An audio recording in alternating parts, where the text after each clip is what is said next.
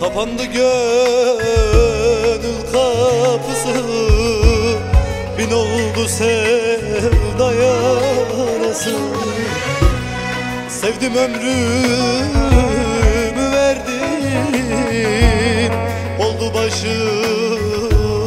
belası.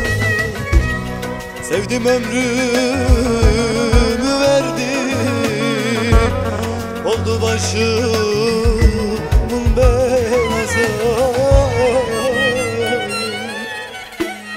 Kesti gönül bağlarımı, kırdı bütün dallarımı. Gönlümdeki son sayfayı karaladım, silemedim. Kesti gönül bağlarımı, kırdı bütün dallarımı. Gönlümdeki son sayfayı karaladım, silemedim. Eman eman eman eman. Ey sevgili, sen de mi? Ulan sen de mi düşman oldun bu gönlüme? Seni sevmiştim be, sana tapmıştım. Senden öte hiçbir şeyin anlamı yoktu benim için be. Git bakalım, ne yapayım? Yıkılmışım zaten, dağılmışım vefasız. Bir sen vardın, sen de git be.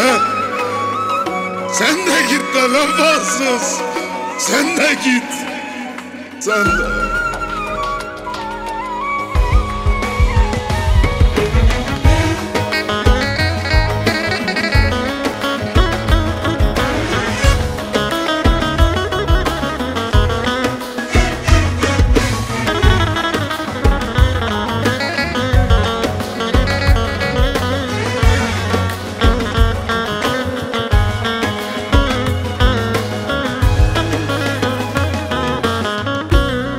Vefasız yar halım görmez, çektiğimi eller bilmez. Yürekteki yaram bilmez, oldum başımın belası. Yürekteki eman yaram bilmez, oldum başımın belası. Kesti gönül bağlarımı, kırdı bütün dallarımı. Gönlümdeki son sayfayı karaladım, oy silemedim. Kesti gönül bağlarımı, kırdı bütün dallarımı.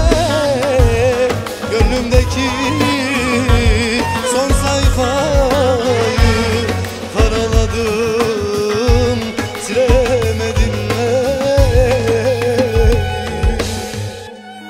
Kesti gönül bağlarımı, kırdı bütün dallarımı. Gönlümdeki son sayfayı karaladım.